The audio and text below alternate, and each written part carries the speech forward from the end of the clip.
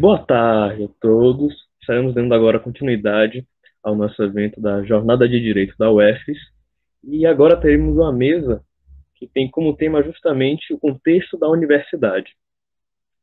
Para tanto, nós temos a presença dos professores Alessandra Teles e do professor José Geraldo. Estou adicionando eles agora. Boa tarde, Entrei. professores. Agradeço pelo aceitarem nosso convite e estarem aqui hoje prestigiando o nosso evento. E vamos lá, Daniel. Boa tarde, pessoal. Sou Daniel, estudante de Direito da UFES e membro do diretório acadêmico. Gosto de agradecer a presença de todos, sejam todos bem-vindos novamente, especialmente agora à tarde ao professor José Geraldo e à professora Alessandra Teles. Muito obrigado pela presença. O diretório acadêmico reafirmar seu espaço, especialmente em um contexto conturbado do Brasil nacional, e reafirmar esses valores, inclusive porque ontem foi aniversário do golpe militar e hoje estamos aqui para falar de universidade pública, um tema muito importante e para termos uma análise precisa sobre o contexto atual. Bom, basicamente apresentar o professor José Geraldo, que tem doutorado em Direito, estágio de Constituição pela Faculdade de Direito da UNB, atualmente é professor da Universidade de Brasília, atuando na Faculdade de Direito, na graduação e na pós-graduação e no Centro de Estudos Avançados Multidisciplinares, e a pós-graduação, mestrado, doutorado em Direitos Humanos e Cidadania. Também está no ensino, faz extensão e pesquisa na área de Direito, com ênfase em teoria do direito, principalmente nos temas direito achado na rua, direito, cidadania, direitos humanos e justiça. Muito obrigado, Vinícius. Compondo também a mesa, nós temos a professora Alessandra Oliveira Teles, que possui licenciatura em Geografia pela Universidade Estadual de Feira de Santana, mestrado em Geografia pela Universidade Federal da Bahia e é doutora em Geografia pela Universidade Federal de Sergipe. Atualmente, ela é professora adjunta do Departamento de Ciências Humanas e Filosofias da Universidade Estadual de Feira de Santana, bem como participa do Grupo de Estudos e Pesquisa em Economia Popular e Solidária e Desenvolvimento Local e da Incubadora de Iniciativa da Economia Popular e Solidária. Muito bem, então, daremos agora início com a fala do professor José Geraldo. Professor? Então, eu quero iniciar cumprimentando os meus anfitriões, né? O Daniel e o Vinícius, e a professora Alessandra, que compartilha comigo a mesa. Quero também enviar meus mais efusivos cumprimentos aos participantes dessa jornada de direito que o Centro Acadêmico da UFES promove e que coloca em causa o debate sobre a universidade, né, a universidade pública, né, a importância da universidade pública, né, e quero discutir o tema que me foi designado, o fazer universidade pública, ensino, pesquisa e extensão como mecanismos de crítica e saber. Eu tenho trabalhado com alguma insistência e engajamento nesse tema, né? Seja por conta da trajetória de gestor universitário, que me colocou no centro desses debates, na UNB até o âmbito de sua gestão superior, acabei reitor da universidade num determinado tempo, no mandato, e como tal também fui inserido na discussão promovida pelo o Colégio de Reitores, sobretudo na Andifes, a Associação Nacional dos Reitores das Universidades Públicas Federais, em cujo seio fui o presidente da Comissão de Autonomia. Mas também tive uma passagem no MEC tripla, como especialista discutindo as comissões e o sistema de avaliação, participei de todas as atividades que se inseriram nos exames nacionais de cursos, Depois fui da CESU, da Secretaria de Ensino Superior, e dirigi o Departamento de Política do Ensino Superior do MEC, ao tempo em que constituímos o Sistema Nacional de Avaliação, o SINAS. Fiz parte do grupo de trabalho que propôs a regulamentação desse sistema, né? Então, o debate sobre universidade se tornou quase uma agenda do meu desempenho funcional como acadêmico e como gestor da educação superior. Porém, também, no campo acadêmico, intelectual, eu tenho tido chance de, no contexto da chamada indissociabilidade ensino, pesquisa, extensão e gestão, né, de trabalhar o tema da universidade pública e do fazer universidade pública no contexto desses fundamentos que a constituem, né? Então, eu tenho trabalhado esse tema em escritos, em ensaios. O mais recente foi a convite das universidades dos países de língua portuguesa, que trouxeram essa discussão na 10ª Forges, a Conferência Internacional de Educação Superior, ter sido conferencista convidado pelos organizadores para falar exatamente sobre universidade e contexto de formação no sistema de educação superior dos países de língua portuguesa, né? Mas, politicamente, esse é um campo que tem exigido de mim uma certa presença, né? Agora mesmo, no dia 5 próximo, aqui hoje é uma espécie de ensaio de preparação, a convite da Comissão de Educação da Câmara dos Deputados, eu devo participar de uma reunião virtual convocada pela Câmara dos Deputados, pela Comissão de Educação, para discutir a questão da autonomia da universidade e da liberdade de ensino, sob ameaças no Brasil hoje, o que já me mobilizou, tanto localmente quanto nacionalmente. Localmente, a semana passada, por moção minha e de outros colegas, o conselho da minha faculdade aprovou uma declaração de apoio à defesa da liberdade de ensino e da autonomia da universidade em face de acontecimentos recentes que haviam sido motivados por intervenções de organismos correcionais do governo federal e que pretendiam, junto com o Ministério Público, inibir esse fundamento que é convencional, porque ele integra os estándares da Convenção Americana, e constitucionalmente, porque a liberdade de ensino é um fundamento da Constituição, basta consultar o artigo 206(2) da Constituição, além da autonomia.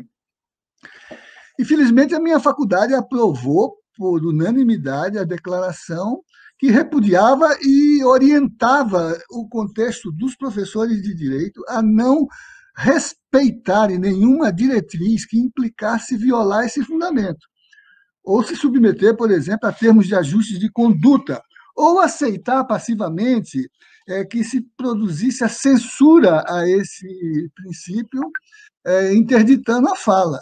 E em períodos muito recentes, aliás, logo depois de 2014, 2016, notadamente, 2018 mais propriamente, né? Fui subscritor com colegas e com parlamentares de um conjunto de representações contra ministro da Educação, contra presidente da República, por conta da violação desse fundamento, no âmbito do Ministério Público Federal e no âmbito da Comissão de Ética Pública da Presidência da República, né? Então, eu estou, assim, bem mobilizado. E ontem, a convite do Centro Acadêmico de Direito da UNB,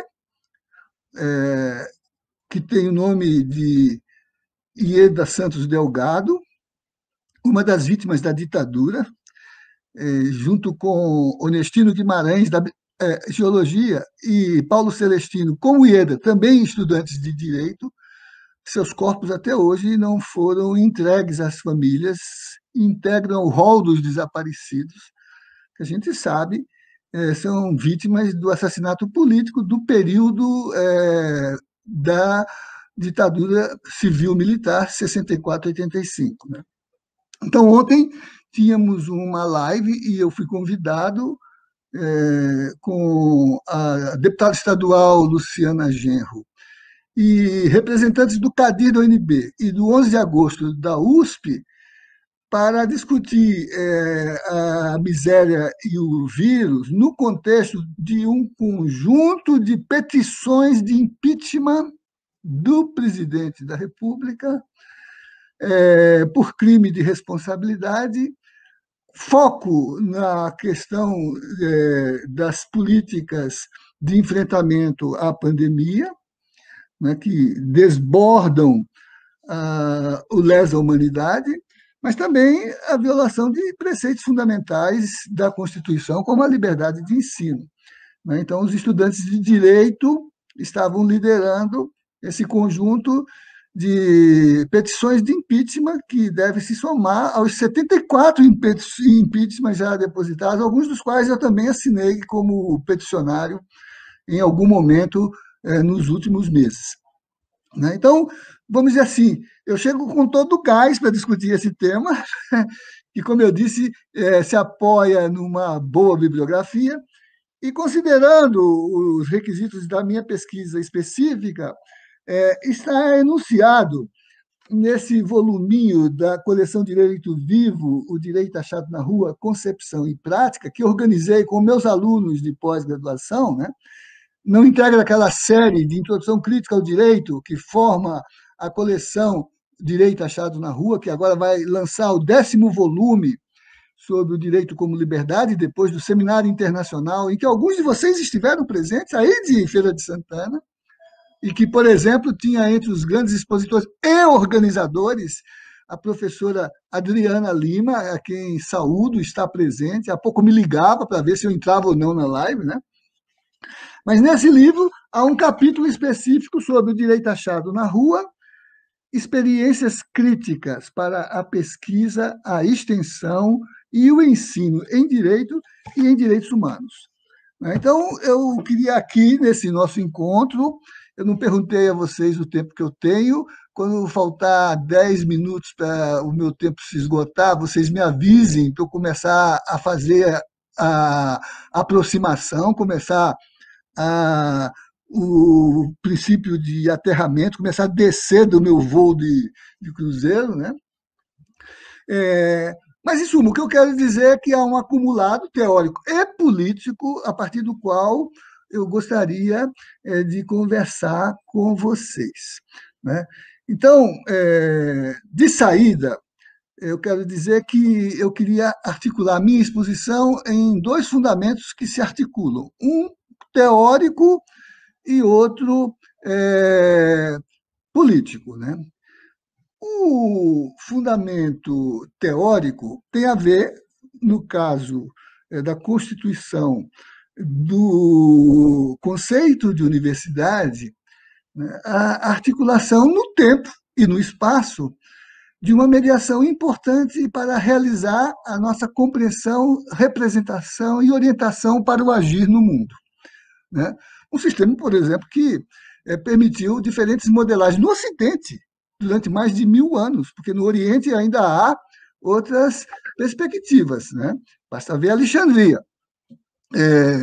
Mas que permitiu institucionalizar a universidade como um lugar em suas várias modelagens, desde aquelas próprias da sua concepção como lugar estratégico de reflexão sobre o mundo e sobre o cosmos e sobre Deus na Idade Média, até o contexto atual, né, de uma universidade que, por exemplo, no reitor da minha instituição tem uma das mais precisas formulações, que é a ideia da universidade necessária, uma instituição que articula conhecimento, que não seja apenas, né, uma expressão diletante, elegante, contemplativa do mundo, mas que seja também uma dimensão ativa, militante, filosoficamente orientada para a ação, filosofia da praxis, né? Que, como a filosofia crítica indica,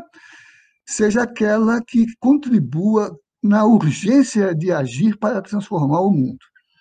O Marx formulou isso numa tese célebre, a 11ª tese de suas tensões com Feuerbach, né? Os filósofos até aqui interpretaram o mundo, quer dizer, contemplaram. O que urge é transformar o mundo, né? Que são as várias gradações da modelagem universitária que, de seus albores na Idade Média para o atual, né, definir o seu modelo, né? Que, no caso do Brasil, a referência em Darcy Ribeiro e a UNB como um paradigma, tem também um diálogo com a universidade, segundo a plataforma de Córdoba, na Argentina, as grandes transformações, as grandes ações mobilizadas politicamente para pensar uma universidade que fosse uma universidade com fundamento social, pública, de participação paritária de seus corpos, né, politicamente democrática, inclusiva, que foi um pouco o que eu tentei imprimir à Universidade de Brasília na minha gestão, e isso está num livro que eu editei ao final do meu mandato, Da Universidade Necessária à Universidade Emancipatória, com um diálogo com os autores que estão no livro, mas que se articula aos fundamentos que desenvolvi no meu programa de reitorado, né?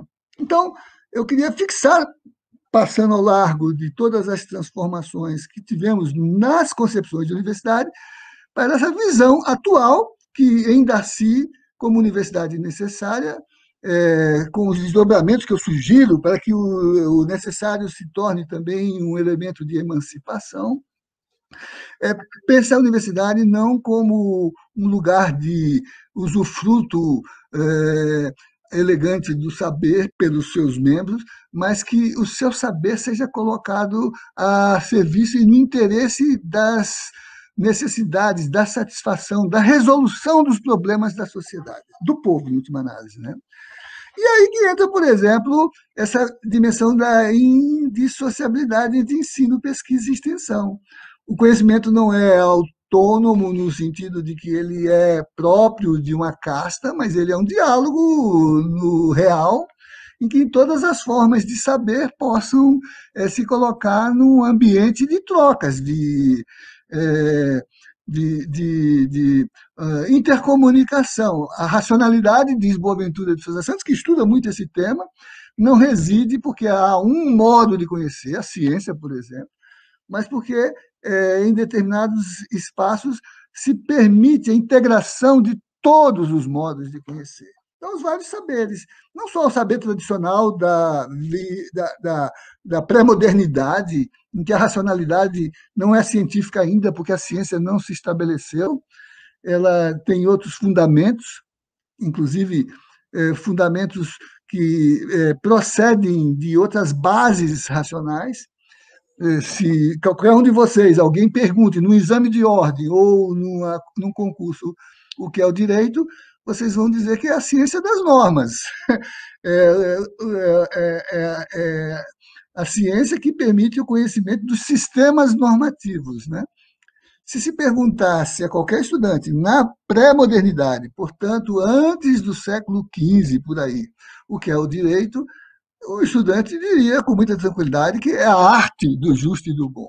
Esse deslocamento da racionalidade artística, que é poética, que é imaginativa, que é empírica, para a ciência, que é sistema, é uma expressão do que representou no mundo a mudança dramática dos paradigmas de conhecimento. Mas essa mudança de eixo, né, mantém a necessidade de que uma universidade, para se fazer como universidade pública, conserve não só a condição paradigmática, o que é o conhecer, quais são os seus fundamentos, qual é o seu pressuposto, mas que politicamente se organize para poder fazer circular esses fundamentos, né?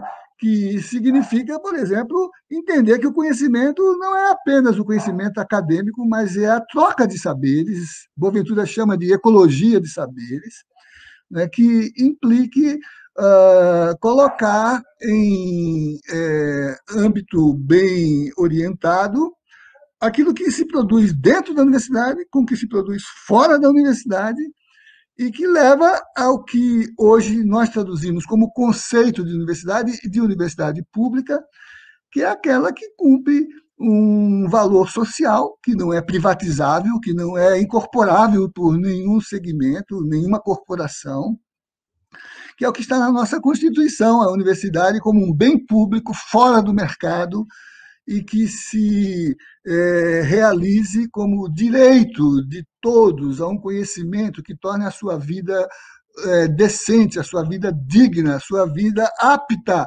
a exteriorizar todo o potencial de humanização dos sujeitos que integram aquele coletivo social, né? Que é o que está na nossa Constituição, a despeito das tentações privatizantes, corporativizantes, né, que se opõem à visão da universidade pública como produto e produtora de um conhecimento que não é apropriável possessivamente por ninguém, senão solidariamente por todos, né? E por isso que um sistema, né, que valorize a construção dos saberes como contribuição de todos.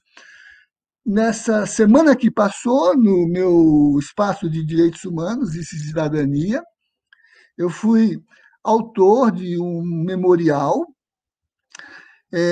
que foi assinado por mim, por uma colega de programa de direitos humanos e também pela professora Marilena Chauí e pelo professor Boaventura de Souza Santos, propondo à Universidade de Brasília que se conceda a Ailton Krenak, né, a liderança Krenak, que está ligada à construção, né, da salvaguarda de reconhecimento da titularidade indígena aos seus direitos tradicionais e pré-cabralinos, né, num marco temporal que não pode ser recortado no funcional do legal, né, mas que se coloque no civilizatório da sua existência como povo, né? E para fundamentar esta concessão acadêmica e universitária a Ailton Krenak, que eu espero, né, já foi aprovado no conselho do curso de pós-graduação em Direitos Humanos e Cidadania, agora vai para o conselho universitário. Tivemos que mostrar como o indígena, né, que, do ponto de vista teórico e político, ainda se reluta em conferir todas as condições de reconhecimento, até como gente. Foi preciso uma bula do Papa Paulo III para dizer que índio tinha alma, era gente, 1537, mas foi preciso ainda disputar no âmbito filosófico e jurídico o alcance desse reconhecimento. Por exemplo, em 1980, quando o Tribunal Federal de Recursos teve que decidir se o cacique Mário Juruna era gente ou não para poder ser sujeito de direito da Declaração Universal dos Direitos Humanos e, com isso, ter a ordem de habeas corpus para ir ao Tribunal Russell de Direitos Humanos, que discutia, naquele ano, as violações dos direitos indígenas no mundo, né? O tribunal teve que decidir se havia dúvida sobre ser humano ou não os indígenas. Felizmente, o tribunal não tergiversou, como a teologia não tergiversou, mas no social essa questão está aberta o próprio presidente da República, há 2 anos, na ONU, falando de desenvolvimento, desqualificou a agenda indígena, porque não é adequado no país pensar um desenvolvimento que fique preso à modelagem primitiva, ancestral, de povos que não são propriamente civilizados, né? Se é que são povos, né? A visão integracionista que está presente supõe que, como dizia a Constituição de 1824, até a de 1988, os indígenas são silvícolas, são subprodutos da condição ecológica, não são propriamente pessoas humanas, né? Então, toda essa discussão está em causa, está aberta, e isso logo vamos para o debate desse memorial, né? No sentido de fazer circular no espaço da universidade um fundamento epistemológico para a opção política de, por cotas, admitir indígenas nos nossos sistemas, ou negros, ou deficientes físicos, ou transgêneros, né? Presido atualmente uma comissão da Faculdade de Direito, pós-graduação, que discute o edital do próxima seleção, e a representação discente está propondo inserir nas salvaguardas de ações afirmativas cotas para transgêneros e travestis, né? Olha a ampliação, né? Olha o emancipável, olha o expandível, né? Então, todas essas questões, elas, do ponto de vista teórico, pedem que se institucionalize no funcional universitário mediações para tanto, para pensar as ecologias dos saberes, o reconhecimento de que os saberes ancestrais dos indígenas, que justificam a outorga de um honoris causa a um CRENAC, o faz porque reconhece que são sábios dos seus povos e das suas formas de ver o mundo, de interpretar o mundo. E basta ler Ideias para Adiar o Fim do Mundo, ou A Vida Não é Útil, para perceber o alcance epistemológico dessa visão ancestral dos povos tradicionais, né, que tem sido reconhecidas nos espaços interdisciplinares das estruturas universitárias, não as utilitaristas que querem privatizar, como o Futuris e o Faturis, né, que, aliás, sobre isso eu prestei um depoimento no IHU, Instituto Humanitas de São Leopoldo, num dossiê que foi preparado sob a análise dessa proposta do atual governo para as universidades, em que se mercadoriza o ensino e se privatiza a relação da institucionalidade que sai do público e vai para o privado, né? Vai para o mercado.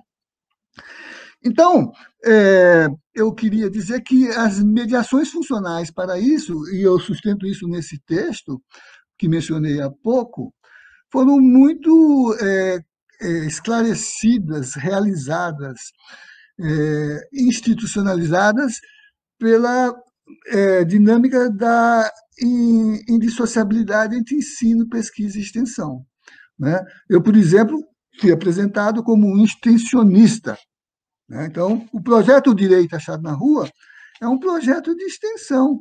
Ele dialoga com os movimentos sociais, com as assessorias jurídicas dos movimentos sociais, letradas ou não, para inferir nas práticas sociais de emancipação a discursividade do jurídico inscrita nas dimensões éticas da autonomia dos sujeitos que ganham protagonismo no social para pensar outra sociedade, como está na Constituição de 88, que aposta no direito como relação e não como artefatos quantificáveis em prateleiras normativas.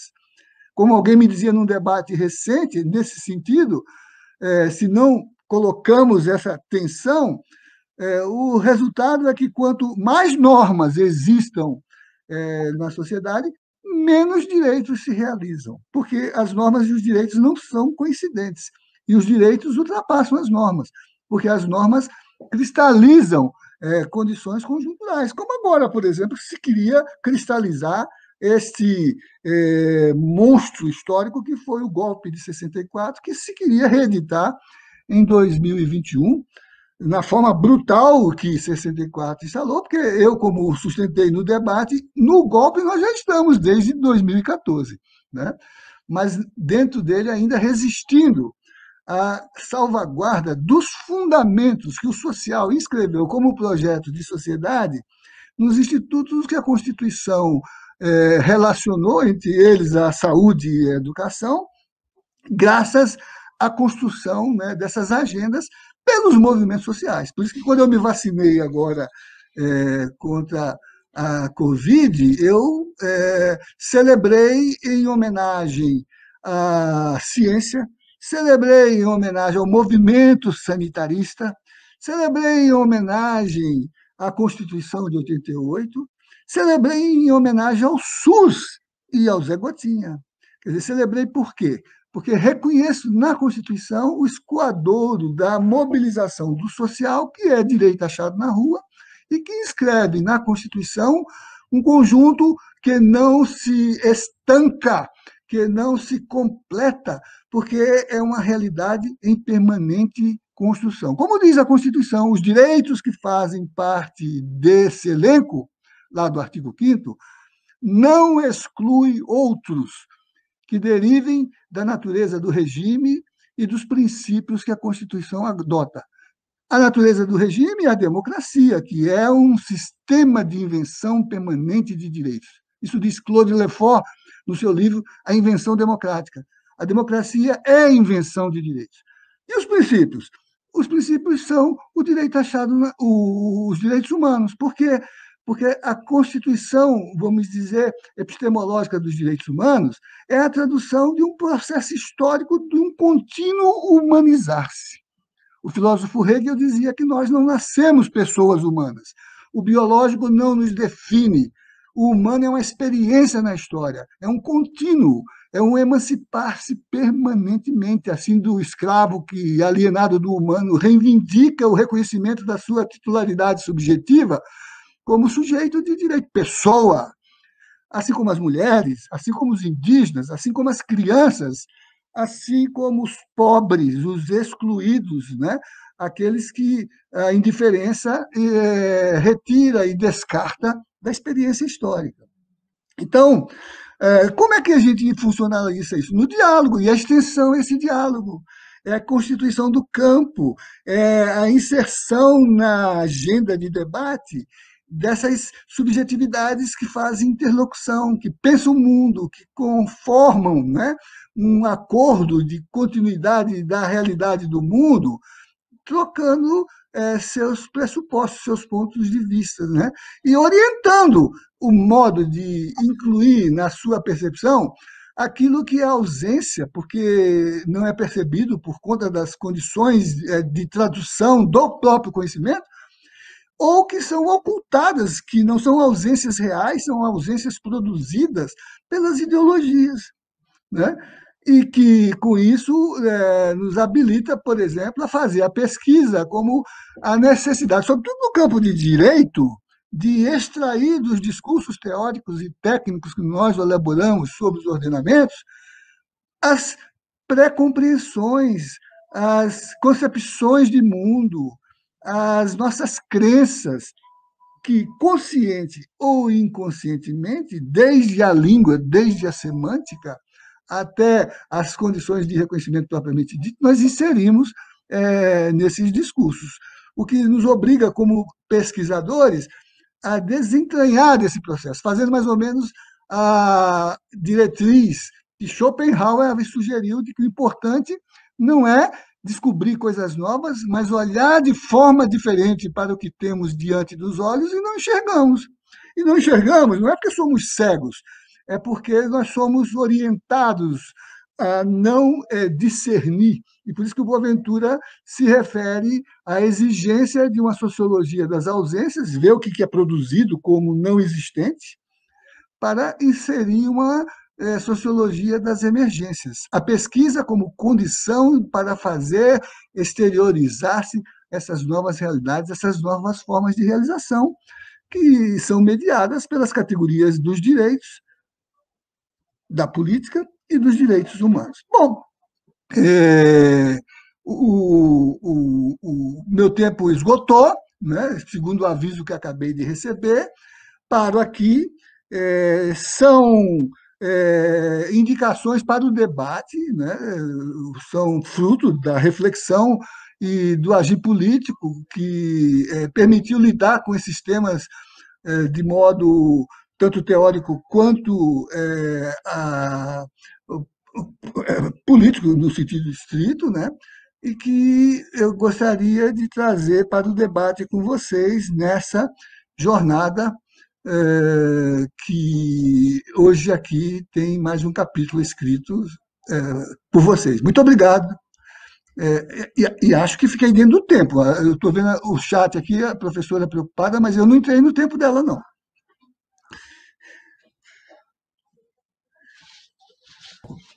Muito obrigado, professor José Geraldo. Agora nós passamos a palavra para a professora Alessandra, por favor. Tá, boa tarde a todos. É uma grande satisfação poder estar aqui contribuindo, ouvir o professor. O professor José, foi muito gratificante poder ouvir a fala dele. Agradeço, né, ao diretório acadêmico pelo convite, agradeço a todos que têm a oportunidade de estar nos assistindo. Alguns dias, né, eu fui contactada por alguns membros do DA para também, né, assim como o professor, falar sobre o fazer universidade pública. E, sendo assim, eu comecei a pensar e eu achei, né, eu fui informada que eu poderia dar o recorte que melhor me conviesse, então eu pensei em tratar a nossa universidade, né, na medida do possível, falar de uma forma geral e falar um pouco sobre essas questões do ensino, da pesquisa, da extensão, né, no campo, dentro da universidade, dentro da UFES.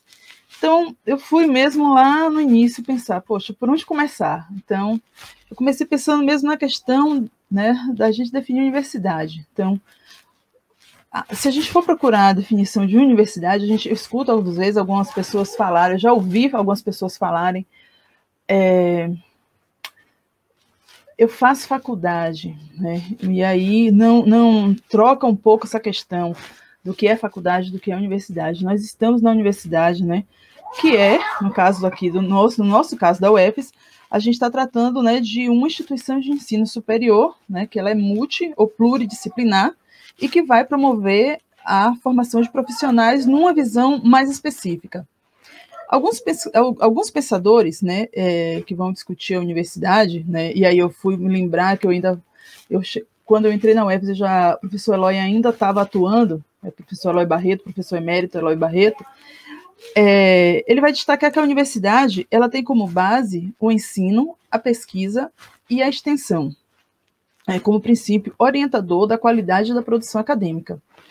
Então, quando pensamos, né, no que é colocado lá pelo professor Eloy, reconhecemos e até mesmo vislumbramos, né, a importância dessa articulação, da articulação entre o ensino, a pesquisa e a extensão. E aí, o que é que acontece? Quem tem algum tipo de atuação nesses campos, né, percebe com maior clareza como os três se articulam e como promove a construção da universidade. Tá? Porque a universidade ela vai muito além da questão do ensino. Muitas vezes nós nos preparamos no ensino básico, alçando a universidade, pensando que curso vamos fazer. Eu acho que a maioria se não a maioria, mas uma boa parte vai para a universidade pensando, né, vai cursar, que curso eu vou fazer, o que pode me dar, o que é que eu posso ter de vocação, o que é que pode me dar algum tipo de melhoria na qualidade da minha vida. Infelizmente, e principalmente no primeiro ano, né, de cursos, isso acontece com todos os cursos, notamos que a gente tem uma separação.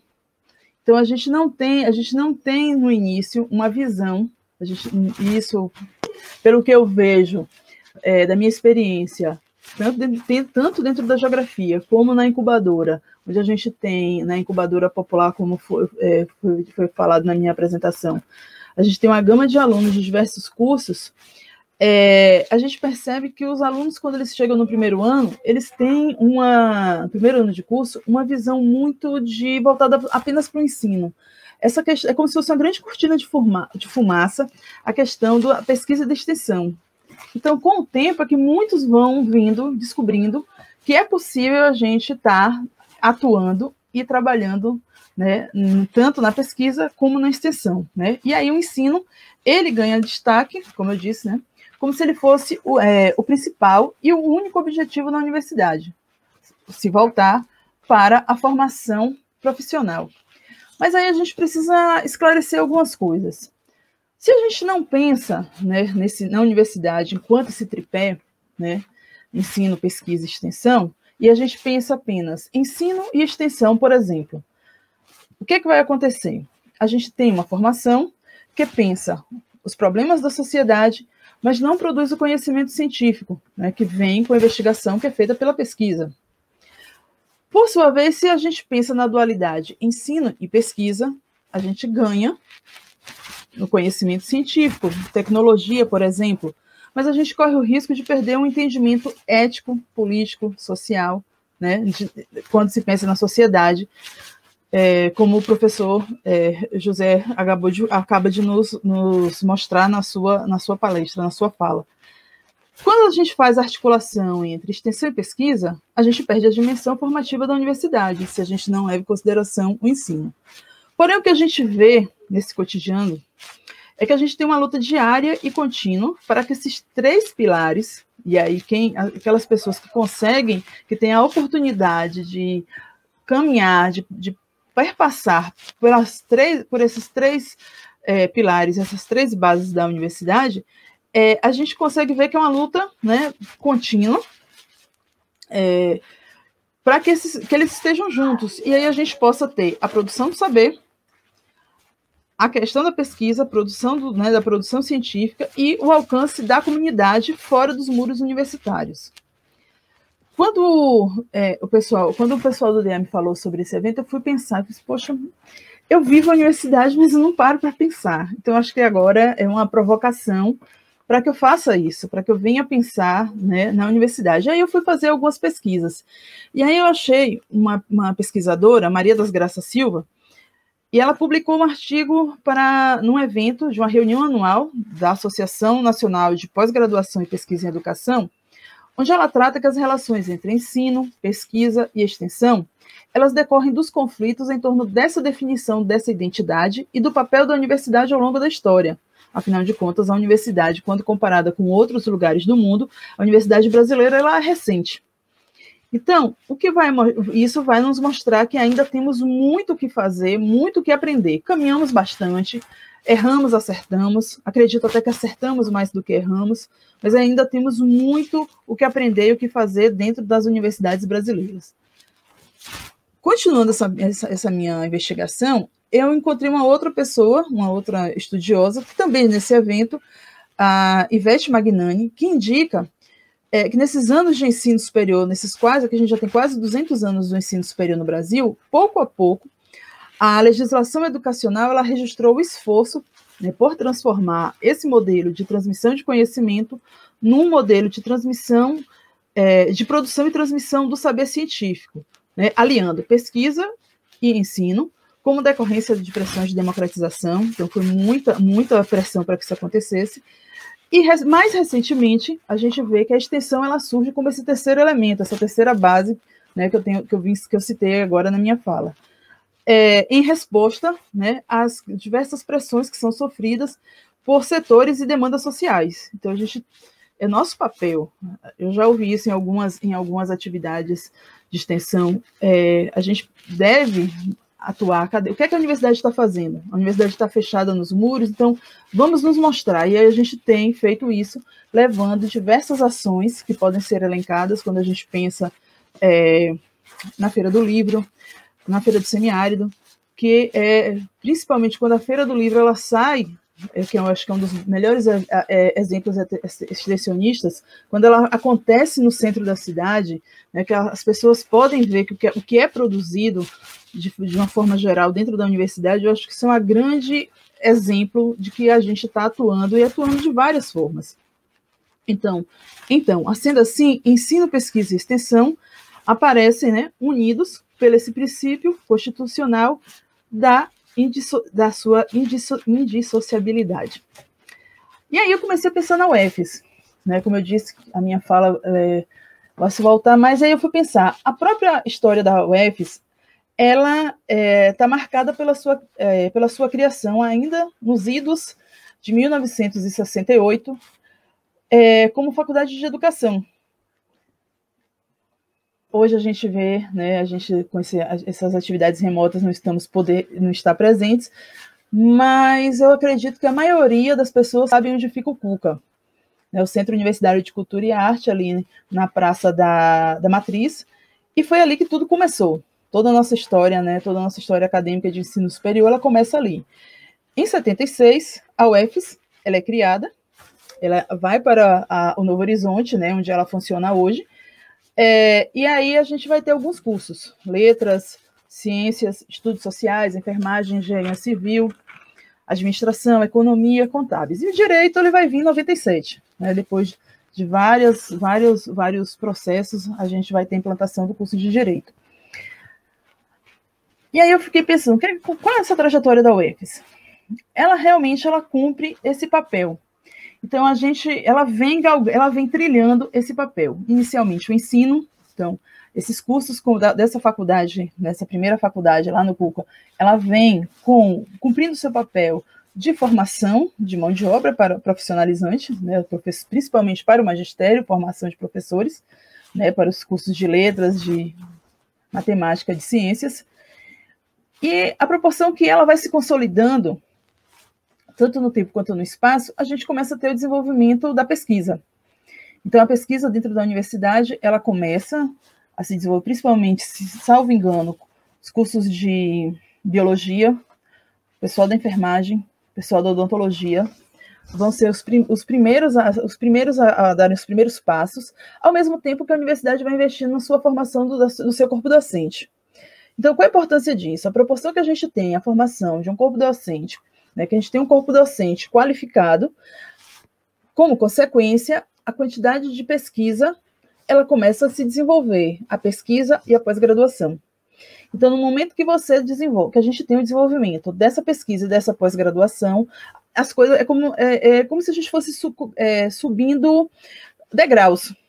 E uma coisa ela vai repercutindo na outra. Então, ela vai retroalimentando.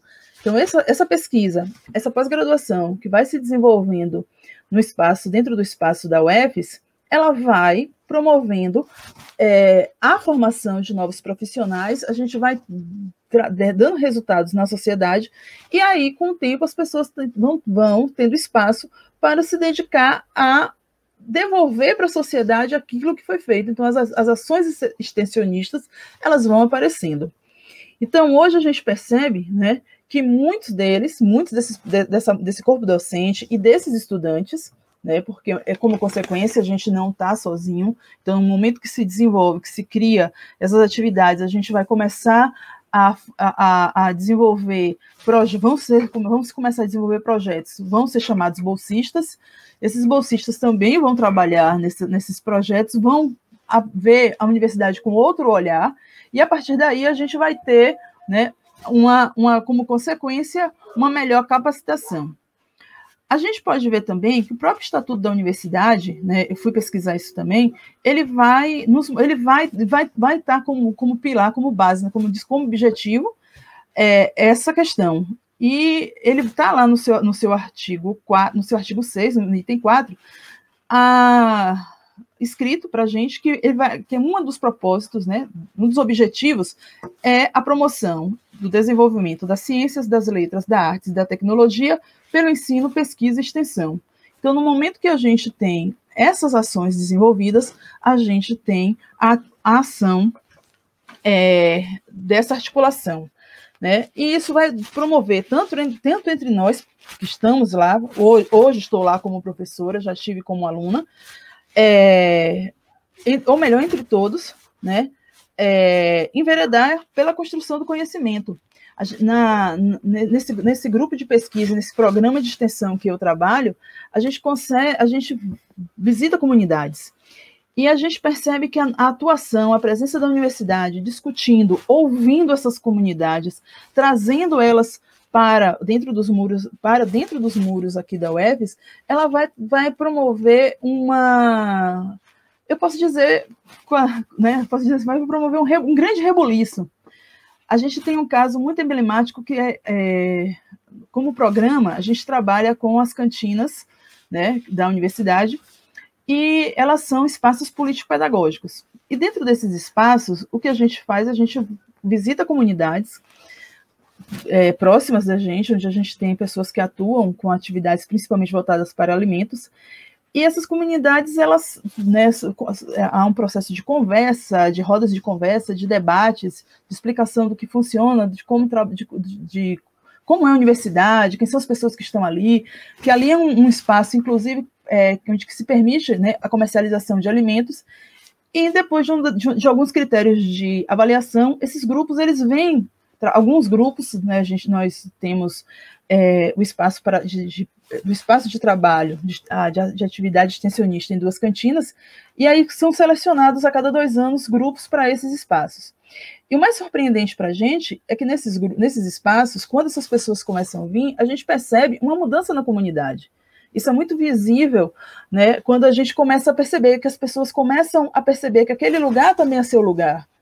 Assim, poxa, eu passava na porta, a gente ouve depoimentos, eu passava na porta, mas eu nunca me imaginava aqui dentro. E aí eu posso estudar? E eu, sim, pode estudar, você deve estudar.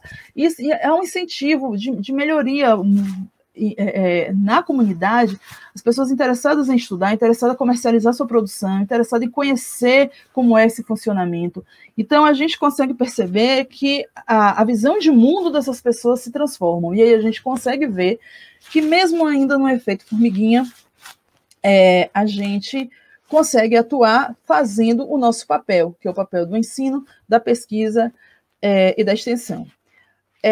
Assim como o professor José Geraldo cita na sua fala, a gente também percebe isso. Desde 2016, que a gente passa por momentos que eu classificaria como difíceis.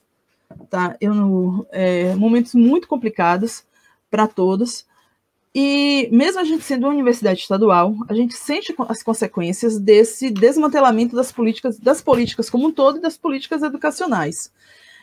E a gente vê que o nosso maior desafio é a gente se manter firme, principalmente para continuar a desenvolver esse tripé, continuar a levar essa palavra, levar essa discussão para essas pessoas, nos mostrando que existem possibilidades além daquele mundo que ele está vivendo ali, existem alternativas, né, que precisam ser enfrentadas e trabalhadas, mas, ao mesmo tempo, em momentos como esse, a gente percebe que a dificuldade quando a gente tem o fim de editais, né, a extinção de editais que nos davam algum tipo de fomento, algum tipo de auxílio, que nos diminui a nossa possibilidade de trabalhar, o nosso alcance de trabalho, isso torna para a gente um grande desafio a ser superado. Ao mesmo tempo, eu posso dizer que a gente tem, em momentos como esse que nós estamos agora, né, momentos de debate, momento que a gente tem espaço de fala, né, de ouvir e de ser ouvido, eu acho que isso nos dá ainda a esperança para que a gente possa, né, continuar construindo o nosso saber e levando nossas críticas, porque o conhecimento sem a crítica ele não vai para lugar nenhum, mas a gente pode, né, a gente não deve permitir, a gente não deve se calar no momento em que a gente está vivendo. Então, acho que a gente continuar a nossa construção do nosso conhecimento, o nosso dando continuidade, né, e a consolidação desse nosso tripé, que é o ensino, a pesquisa e a extensão, eu acredito que a gente ainda tem muito por fazer. Bem, gente, eu concluo aqui, agradeço o espaço, muito obrigada. Obrigado, professora, pela fala. E agora nós temos algumas perguntas, tanto para a senhora quanto para o professor José Geraldo. Ok. A primeira para os dois é a seguinte. Ivana pergunta: como lidar com a diminuição dos investimentos nas universidades públicas? E Rafael pergunta, direcionado para a professora Alessandra. Professora Alessandra, que seria o princípio da indissociabilidade entre ensino, pesquisa e extensão? É o seguinte, o professor Geraldo responde a primeira, depois a professora Alessandra, tudo bem? Bem, como disse a professora Alessandra, o momento é difícil, mas não é extraordinário do ponto de vista da situação da universidade como um lugar estratégico para políticas de investimento. Nós sempre tivemos que disputar orçamento, tanto no plano federal quanto no plano estadual. E aí, as questões que são próprias de mobilizações para cumprir os objetivos sociais do papel da universidade na dimensão política de um país que quer se desenvolver, que quer ser soberano, né?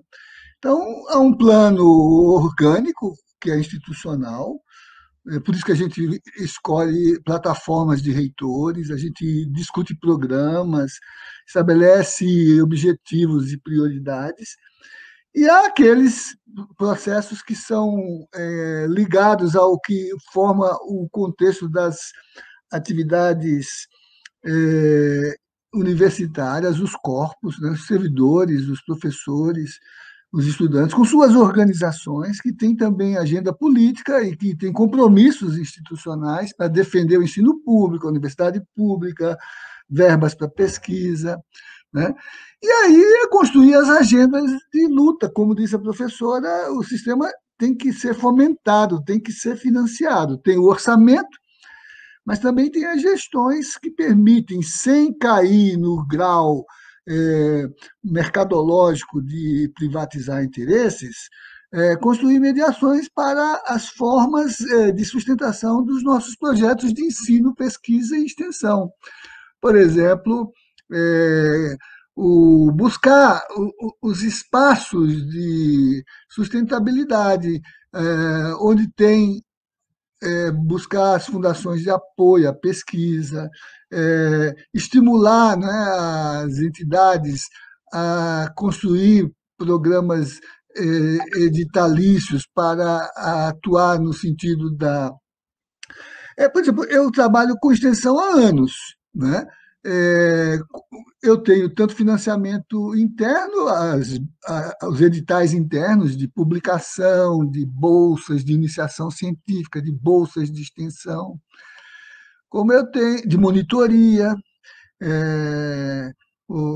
Eu, por exemplo, esse semestre na graduação tenho 5 monitores que são brilhantes, excelentes, alguns têm bolsa, outros não, mas é uma criação da plataforma de formação que faz da monitoria um instrumento de qualificação desse percurso dentro da universidade.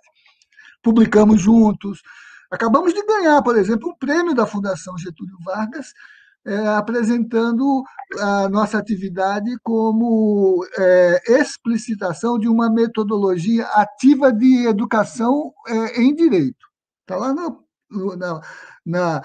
no site da Fundação Getúlio Vargas de São Paulo, Prêmio Esdras. Ganhamos o prêmio Destaque, com os alunos de mestrado, doutorado que se associaram. Mas, por exemplo, trabalhar as várias dimensões interinstitucionais, com as políticas de governo, com as políticas de fomento universitário, as emendas parlamentares, né? E até da estrutura civil da sociedade. Há muitas mediações que nós podemos realizar com a nossa expertise. Por exemplo, a universidade de vocês trabalhou toda uma política que engajou concepção de universidade, papel social da universidade, cumprimento de políticas públicas, financiamento por meio de programas inscritos nessas políticas públicas, que sofrem um decesso agora por conta da conjuntura obscurantista, mas que distinguiu a Universidade Estadual de Feira de Santana no mundo, que foi a consecução do programa Pronera, e a inserção na universidade com mudanças revolucionárias na planta epistemológica e de ensino e de extensão, a pedagogia da alternância, a articulação os movimentos sociais e universidade, formando turmas especiais que exigiram uma mudança do modo de pensar o próprio direito. Então, politizar esse processo para reivindicar, para mobilizar, para mas também construir programas. Né? Então, é assim em todos os tempos. Lá no século XI, quando os estudantes que eram reitores em Bolonha se indispuseram com a situação local da Universidade de Bolonha, eles se deslocaram para Pádua e fundaram outra universidade. Uma universidade que, por exemplo, tinha Galileu como professor, que tinha Falópio como professor, né? Então, os processos existem, e aqui, nessa sessão que nós estamos vivendo, nós estamos construindo sentido para atualizar no nosso campo direito medidas, e a pergunta orienta para isso, para constituir a nossa capacidade de fomento, de apoio e de expansão da universidade pública. Né? Eu acho que é assim que eu tenho vivenciado todo o tempo, nas várias frentes, frente política, frente jurídica, frente institucional, frente acadêmica. Né? Então, não há mágica, o que há é ação. Né? O pensamento que se transforme em ação, projeto que se realize na prática, tanto científica quanto política. Muito obrigado pela resposta, professor. Agora, professora Alessandra, fique à vontade. Isso, é isso mesmo, professor, não tem mágica. Que, assim, é a pergunta, né? A primeira pergunta que me foi destinada, a Ivana, né? Como lidar com a diminuição dos investimentos nas universidades públicas? Eu poderia até dizer fazer mágica, mas infelizmente não tem mágica. O que é que a gente faz? A gente está atento, e eu digo isso como membro da incubadora, né? Eu acho que está aparecendo para vocês PIBID de Geografia, porque eu também participo desse programa de iniciação à docência. Mas eu posso dizer assim, a gente não tem mágica. O que a gente nós somos um corpo, né, de professores e de técnicos, de colaboradores de outras instituições, de estudantes, e nós estamos atentos a todos os lugares que podem destinar, né, algum tipo de recurso. Então, nós temos um colega que é do DECIS, o professor Zé Raimundo, né, ele é o coordenador de pesquisa da gente, da parte da pesquisa, da incubadora, e ele está sempre atento, ele concorreu a um edital, o último edital universal do CNPq, ele concorreu, ele estava à frente como coordenador do projeto, que foi o projeto da Feira Livre, que é aquele espaço, né, lá na universidade, que antes de fechar a pandemia, a gente tinha começado um processo de cobertura, né, em frente aos módulos, ali aquele espaço entre o módulo 1 e 2, então aquilo ali foi recurso, foi dinheiro destinado desse projeto CNPq, onde nós, né, ele à frente, todos os demais trabalharam para a construção daquele espaço, né. Agora mesmo nós recebemos uma emenda parlamentar, né, do deputado Wilton Coelho, está chegando nas nossas mãos agora, provavelmente agora mês de abril, meados do mês de abril, que a gente vai dar conclusão, que a gente não tem iluminação, a gente não tem a gente não concluiu a parte, né, da proteção, então será feito por isso. Então as pessoas temos alunos, todos buscando, né, recursos e condição de trabalho. Quando a gente não tem, a gente faz a resistência. O que é fazer a resistência? A gente trabalha sem dinheiro. Então, a gente visita as comunidades, o que é que a gente faz? Quem tem carro? Quem tem carro leva aqueles que estão, né, sem condução. Então, a gente divide entre nós as pessoas que vão visitar as comunidades, e vamos às comunidades nos nossos carros particulares, mas não deixamos de fazer o trabalho. Pedimos às pessoas que, na medida do possível, elas venham até a gente, e aí a gente possa fazer, né, o máximo possível com o mínimo que a gente tem. Então, a gente conta também, muitas vezes, com a boa vontade das pessoas, que nos recebe, ou que vem até nós, né, das diversas comunidades que a gente trabalha, principalmente o pessoal da Lagoa Grande, né, do Distrito Maria Quitéria, não apenas eles, mas esses é o que a gente já tem mais tempo, com mais contato, né, e que a gente consegue uma boa articulação. Então, eu acredito que a gente faz uma grande resistência. E aí, eu acho que já é a resposta de Rafael. Porque como é que a gente percebe essa indissociabilidade, né? Porque no momento que a gente entra, eu não sei quanto tempo, como eu não trabalho com curso de direito, eu não tenho muito contato com. O meu contato é muito pontual com o pessoal que faz direito na UFES. Mas o que é que eu posso dizer? O que é que eu percebo de uma forma geral? A gente chega e a gente está voltado para a gente, tanto que qual é o pacote que a gente recebe quando a gente chega na universidade? É a nossa guia de matrícula com as disciplinas que você está matriculado, certo? Então, a partir daí, isso nos mostra como a gente começa com a questão do ensino. Mas a indissociabilidade está justamente aí, no momento em que a gente, a partir dessa disciplina, do contato com os professores, que também fazem o papel de pesquisa e de extensão, a gente começa a perceber, a gente começa a desenvolver o nosso conhecimento, começa a desenvolver, a perceber que pode se desenvolver outras atividades, e essas atividades vão virar objeto de investigação e objeto de intervenção. Quando ela se torna esse objeto de investigação, a gente vai estar fazendo a pesquisa. Quando a gente está observando que a gente pode intervir naquele espaço, a gente tem os alunos, principalmente as pessoas, os alunos de direito que estão com a gente, eles trabalham muito com a formalização jurídica desses grupos. A maioria desses grupos de cantina, das cantinas que eu falei, são geralmente grupos de mulheres que querem trabalhar, mas não tem uma formalização jurídica. É uma ação que é feita pelo pessoal, principalmente pelos bolsistas de direito que estão com a gente, né? E aí, é a partir daí que a gente tem, então, nós, na incubadora, a gente termina fazendo como é que eu vou dizer, esse grande bolo. Então, a gente tem as aulas. Quando a gente tem o nosso grupo de pesquisa, a gente discute diversos conceitos. Então, eu já discuti território com o pessoal, numa perspectiva de território.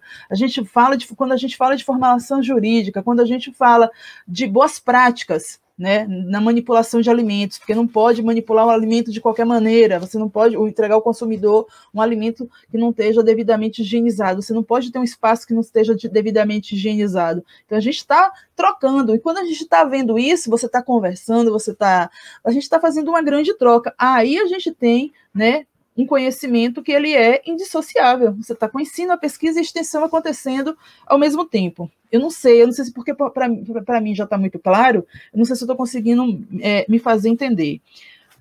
E o Tiago me pergunta sobre a questão do FIES, né? O que é que eu penso em relação, só voltar só um pouquinho aqui, né? Se ele visa o acesso ao ensino superior ou é apenas um programa para gerar lucro. Para as universidades privadas. Olha, Tiago, eu quero ser otimista. Eu acredito que quando ele foi pensado, eu acredito que todas as políticas educacionais, todas as políticas, principalmente aquelas voltadas para a educação, voltadas para o ensino, são políticas pensadas para um benefício. Então, muito otimista, eu vejo que a gente tinha um processo e que as universidades públicas elas não estavam dando conta. E, a partir daí, então, pensa-se uma alternativa para que a gente tenha uma melhor qualificação. A gente vem de um histórico, de um processo educacional que, infelizmente, o ensino superior ele sempre foi para poucos. Então, eu acredito, de uma forma muito otimista, que ele visa o ensino superior. Porém, e aí é o lado, né, pessimista, que nem todos aqueles que trabalham, né, que estão aí, que têm suas faculdades particulares, enfim, elas não pensam nisso, vão visar o lucro. Então, vai de qualquer jeito, de qualquer forma, o importante é receber a verba que lhe é destinada. Infelizmente, né, a gente tem esses dois lados da balança, né? Eu acho que é isso. Espero ter respondido as perguntas. Se tiver mais alguma coisa... Obrigado, professora Alessandra. Inclusive, o professor José Raimundo esteve conosco ontem, que a senhora mencionou o nome dele. Gostaríamos também de repassar a pergunta do Tiago Mendes para o professor José Geraldo. A pergunta de Tiago Mendes é a seguinte: FIES e ProUni visam acesso ao ensino superior ou são programas para gerar lucro às universidades privadas? Pode repetir para mim o que é o... Pergunta de Tiago Mendes. FIES e ProUni visam acesso ao ensino superior ou são programas para gerar lucro às universidades privadas? Acaba ocorrendo as duas coisas, né? Na verdade, sendo um financiamento que atende à abertura de vagas privadas, né, no sistema particular de ensino, capitaliza o sistema privado de ensino, né? Mas o sistema privado de ensino abarca 70% da demanda de vagas, que são vagas profissionalizantes, são formas de inserção de candidaturas às profissões. E isso, de certo modo, atende a uma demanda e a uma política que não é cega a essa realidade. Não é a mesma coisa a universidade, porque a universidade, claro que ela profissionaliza, mas como a professora Alessandra mostrou, ela forma numa condição muito mais complexa de acolhimento de candidaturas a seu espaço, porque o que caracteriza a universidade é ela praticar ensino, pesquisa e extensão, senão ela é uma faculdade, se ela só faz pesquisa, ela é um instituto, se ela tem algum nível de inserção indissociável, ela é um centro universitário, mas para ser universidade, ela tem que se estruturar para ser organizada em laboratórios, em sistemas de fomento a essas qualidades da indissociabilidade que são, sobretudo, a extensão e a pesquisa, né? Mas isso é coberto pelo orçamento público, o que o orçamento público não cobre nas privadas, que elas sobrevivem com as suas próprias aquisições, as matrículas e as formas de financiamento particular dos alunos que integram o corpo universitário, né? Então, de alguma maneira, são as duas coisas. A Constituição diz que a educação é pública enquanto fundamento, mas ela é realizada pela concorrência da resposta pública e privada. Então, o credenciamento institucional leva em conta a atenção aos dois fundamentos, mas a responsabilidade pública é de financiar o funcionamento da universidade, o seu orçamento geral. E o FIES, e o ProUni são mecanismos que, vamos dizer assim, complementam para que esse sistema também opere, porque é uma demanda importante, 70% da demanda das vagas profissionalizantes do sistema de educação superior. Então, não podemos jogar fora a criança junto com a água daquilo que é a limpeza do sistema, né? A disputa aí é fazer com que a função privada cumpra objetivos públicos, né? Que, de certo modo, acontece, e só não acontece mais porque a demanda dessas vagas geralmente é de pessoas que, às vezes, não estão interessadas em pensar o bem do país, mas estão pensando no seu acesso social apenas.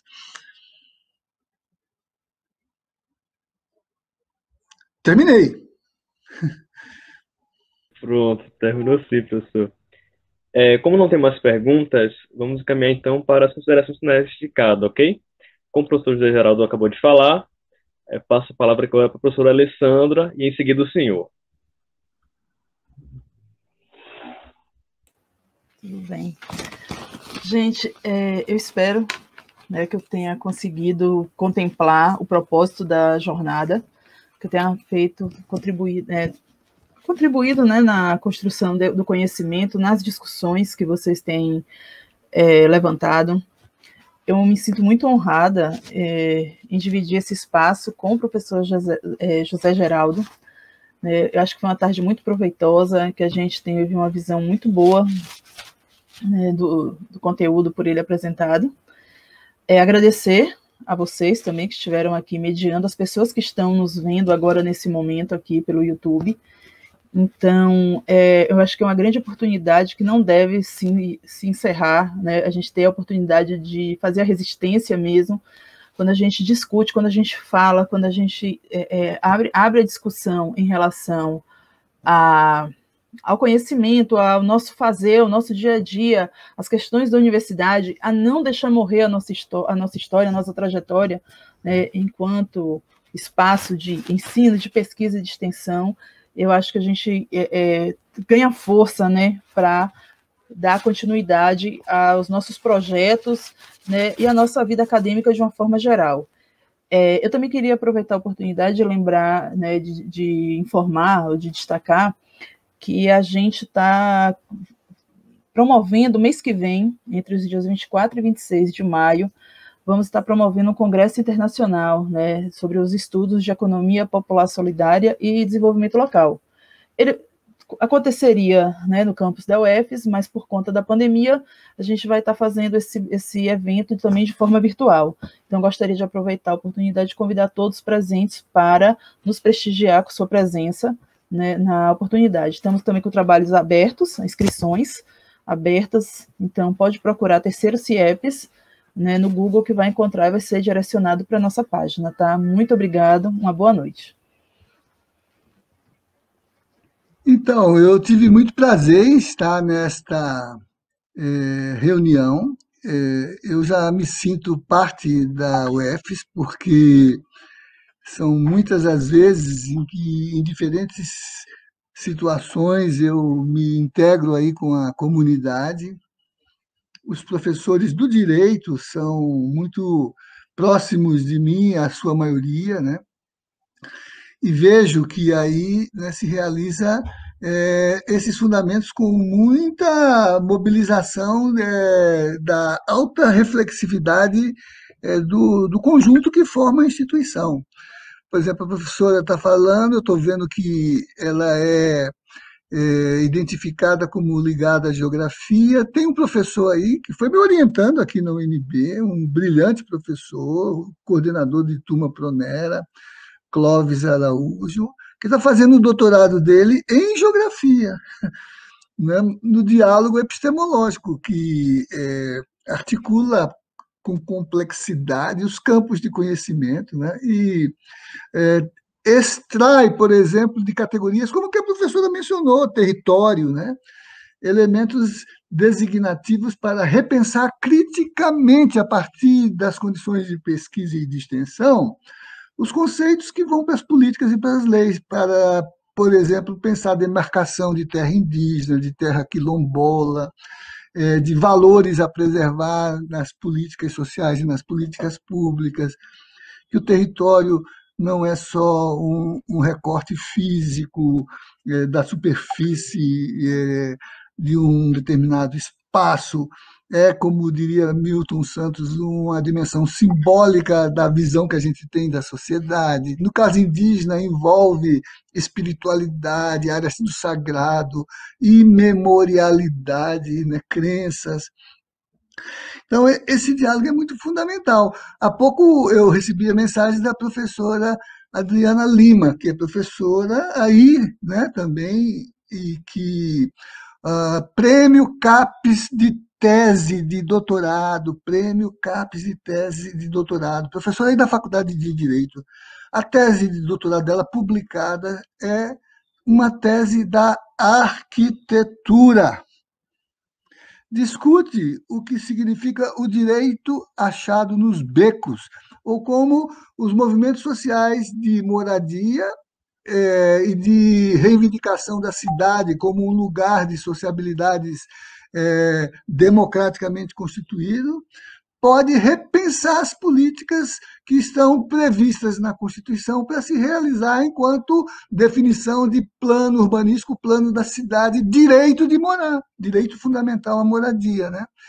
Então, eu diria assim, o que os estudantes de direito estão fazendo nesse momento é pensar em que medida todas essas possibilidades dialogam do ponto de vista epistemológico, ensino, pesquisa, extensão, mas também do ponto de vista político, gestão de universidade, gestão de políticas de educação superior, gestão de políticas sociais que passam por essa mediação. Vocês estão vendo aí na pandemia, as respostas políticas têm sido frágeis, exceto quando há ligação com o social, como é o caso do Consórcio Nordeste, mas as soluções têm sido produzidas no ambiente da universidade. Quando se queria esvaziar a função social da universidade, foram as universidades pela pesquisa, pela extensão, o SUS pela produção de insumos, que respondeu às necessidades do povo brasileiro. São situações que a política leva à tragédia, mais de 300 mil mortes que poderiam ser abreviadas, impedidas, mas não seria mais trágico se não fosse uma política que nasceu com a contribuição forte da interlocução entre os movimentos sociais e a universidade. Né? Então, eu diria assim que é um bom caminho, a universidade em que vocês estão responde a esses fundamentos e os amplifica, porque ela tem um projeto, né, que traduz no melhor sentido no plano estadual, porque a Universidade Estadual da Bahia, né, ela é de alta capilaridade no espaço baiano, né, e que tem contribuído muito para defender o conceito geral de indissociabilidade entre ensino, pesquisa e extensão. Estou muito orgulhoso de estar aqui com vocês e de renovar essa convivência que só tem sido proveitosa para a minha própria formação. Uma boa tarde.